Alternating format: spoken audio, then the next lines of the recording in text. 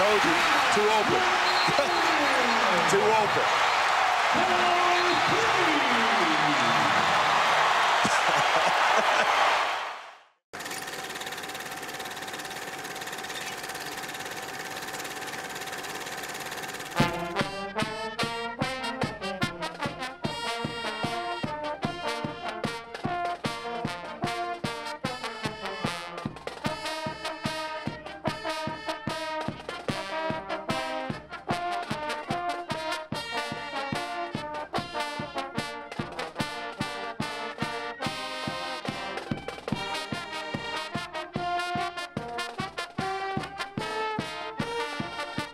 Welcome to the United Center in Chicago, where beware of the new pod factor in a 12-5 matchup. The Blue Jays taking on the Gators. You're looking at the upper half today of the Midwest bracket on the opposite side of top-seeded country role player for Dana Altman's team. There's the double team of Korver. He's in trouble. Shot clock at 2. Lindemann will have to launch. A nice start for the Blue Jays, 3-0. Keep it.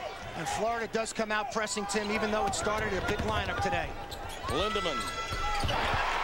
That's a 2 just inside. Wide open his house. Baseline extended. He gets an easy one. Here Creighton sets in a 3. It is 0 for 3 from downtown early on. Here's Carroll. We told you he helps them in pressure. Very quick. Very defensive, and Ismail Carroll gets the first steal of the day. It's Nelson, a remarkable play. Korver for 3. Look out. Once he warms up from deep, he's better than 42% on the year from downtown. Last time. You see the shooting story early. After a 3 for 3 start, they've cooled, have the Blue Jays, 2 out of 9. Taylor to Dabbert, not known for his offense. Hey, it's tournament time. You never know. The opening half. Florida to a 2-3 zone. Korver, their best three-point shooter for Creighton, out of the game. Florida decides to go zone, but gives up the easy one right in the middle of their zone. And they're handling the pick and rolls without a problem with Brody, Darren, and Korver. Taylor from deep. Carroll kept that one alive. Bowden finds Darren for the slam. Brody, Darren. Offensive rebound. Their low post star against a very tough pressing style Creighton Blue Jay team of the Missouri Valley Conference. Grimes on the offensive board. That's what's kept Creighton in the game. Dana Altman's club has been very... Justin Hamilton on him. McKinney off the pick by Korver. They've reduced Korver into becoming a designated screener. Now, that was the last time they beat Kansas at home or on the road. Lindemann. The tip at the buzzer by Grimes. So some added momentum for the team from Omaha to close the half, trailing by 7 to this game. I would doubt that the injury to his cheekbone has had anything to do with his shot not falling. Darren looking for the cutter, now does it himself. That's Creighton. He has 3 points this afternoon, and the lead is back to 9. Well, Darren was wide open, and Lindemann missed him. Korver nails the tray. Talented inside, outside. They pick and flare him actually on ball screens because he can shoot the 3 if necessary. That's his first bucket of the day. Taylor. Well, here we have Korver and Taylor struggling the first half. Both that press. It really affects what he does defensively. And offensively at the low post. In traffic, nice work by Terrell. First this 2-3 Florida defense. Shot clock winding down. Korver steps out for the tray. Now look out. And he sees neither. So the suffocating zone that Florida's deployed. Shot clock at 3. A stress test for Taylor. And he still knocks it down. Well, you can't defend. 1987 at the Rainbow Classic. Got 2 for $15. Looks like they've held up pretty well.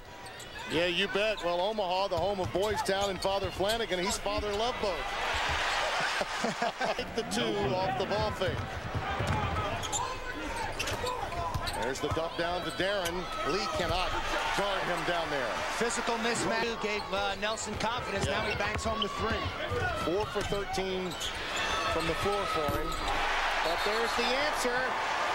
Terry Taylor, a terror for the Blue Jays. Down by just 2. And Chicago filling them up for father trouble.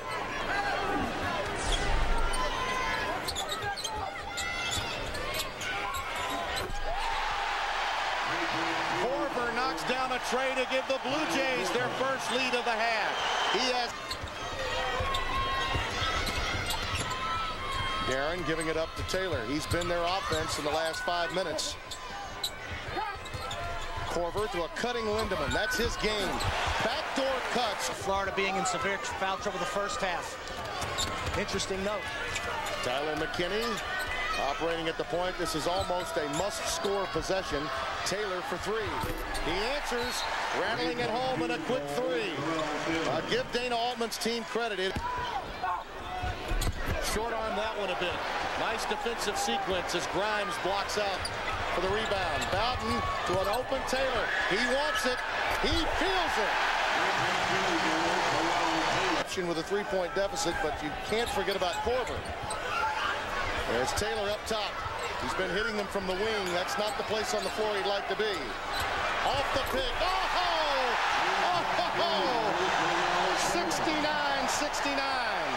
20 points in the second half. Timeout.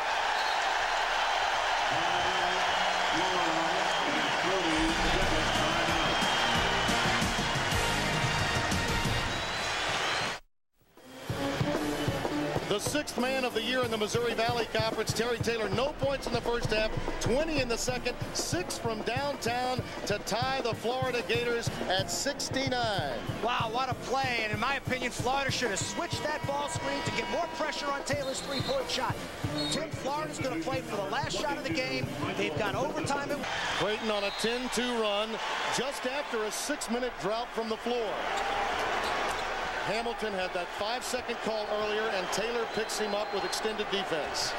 I'm looking for the high post pick and roll with Bonner out high. Hamilton's going to use the pick and roll to try to create off the dribble, penetrate pitch, pound it inside the Haslam or offensive rebound. Hey, remember Butler with Mike Miller? Similar on the run to a Final Four against Michigan State in the championship. Could we see a reenactment? Nelson in the role of Miller. Not this time. Loose ball. We're headed to overtime.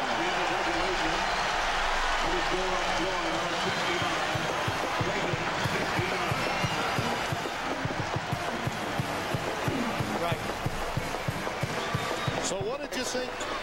Green and Hamilton have done a number defensively. Now Hamilton has switched to guard, obviously, Terry Taylor. Grimes in traffic. And Haslam with a shot climb, winding down. Rainbow won't go.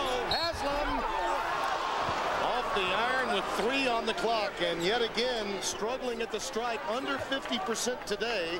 He'll have to go and earn it at the line. And Korver just picked up his 5th. So they certainly don't want a second overtime with Korver out of the game. 16 points and 6 rebounds for the star of the Creighton. Down this game. Florida staying in the 2-3 zone.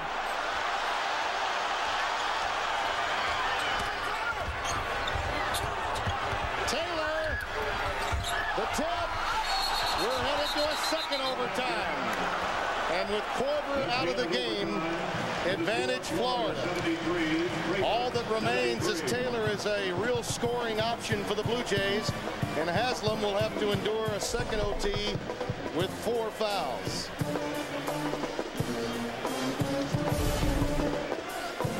McKinney penetrates the zone, pitches, the shot goes up, they come to help, freeze the offensive board. 2 tips. Oh, so many things have gone down for Terrell Taylor through the course of the day, but Billy Donovan's suffocating zone took him out of that play. Taylor lining up at the right corner of your screen. That's where he wants it. Off the bounce. Thank you. I mean, this guy is lights out. 76-75. He wants it. Feed and fan the little fella.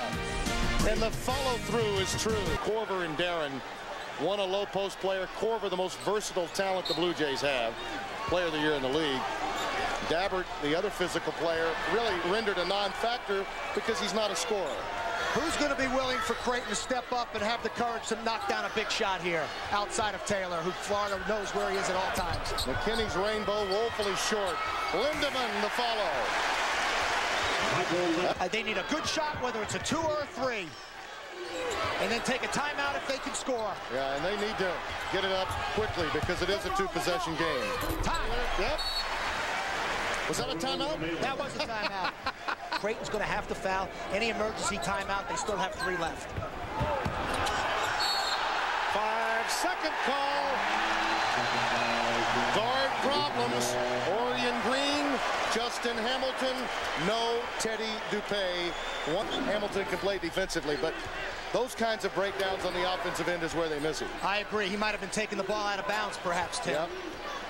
Florida's sticking in the 2-3 zone. They got to know where Taylor is every step of the way. They must touch him, literally put a hand on him. They're going to put the ball in his hands, one would think. Knocked away by Lee. 9.9 left on the game clock. In the second overtime, Creighton, the 12 seed, trying to become the 3rd 12 seed to advance in this 2002 NCAA tournament. 2 got there yesterday. Carroll. Hamilton defensively, a scrum, out of bounds. Boy, what a break. Had that been a tie ball, the arrow would have gone to Florida. Instead, it's out of bounds. Creighton now has it with 4.5. No timeouts left. Here's the deflection by Hamilton. Excellent effort. He tips it, and it's off of Florida. Still Creighton's ball. No timeouts left for Creighton. Difficult play versus the zone from the side out of bounds. McKinney's a 3-point shooter, as is Taylor. Bowden can drive. They don't have to have a 3, but you'd think they'd be thinking that way. Taylor for the win. Got it!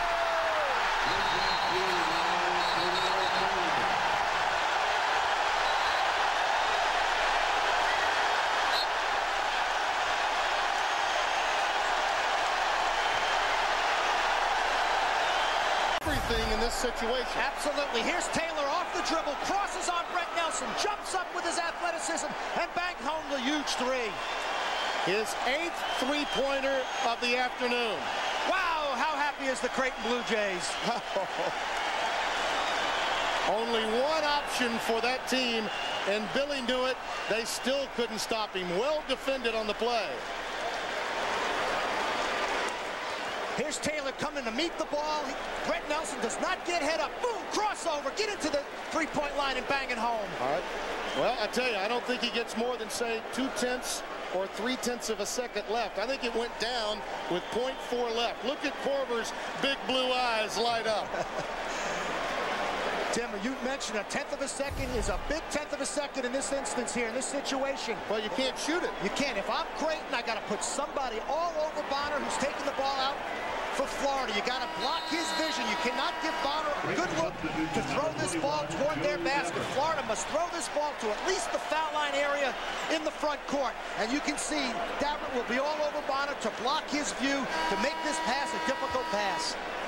4 straight trips to the NCAA tournament, and Creighton may have finally gotten into the win column for Dana Altman. That's it.